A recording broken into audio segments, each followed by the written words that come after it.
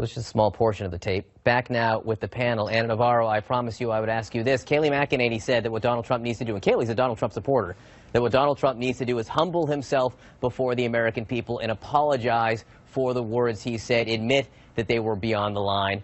Would that satisfy you? No. Look, I think what Donald Trump needs to do is quit. I think he needs to stop being the Republican nominee. He is dragging this entire process down the gutter. He is dragging the entire Republican Party down the gutter. You have to understand, he cannot win.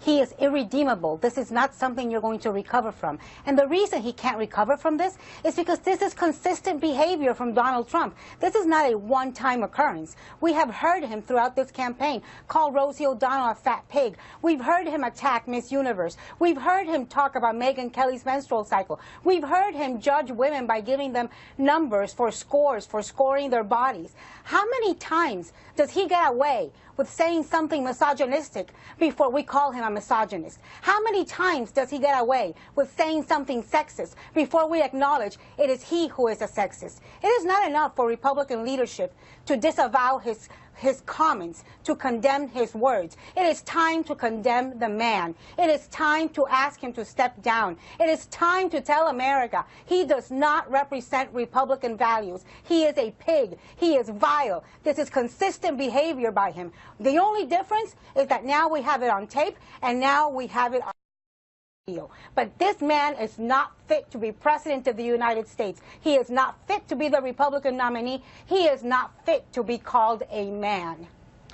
Kayleigh McEnany, to that point, is this some aberration, as Scotty was saying 11 years ago, or is this part of who Donald Trump is? Because he has said things on the campaign trail this year about women that have raised a lot of eyebrows. He was tweeting about Miss Universe 1 week ago. Look, where I disagree is I don't think any human being's irredeemable. I think the comments are inexcusable. As a Christian, they don't lay right with me. They don't sit right with me.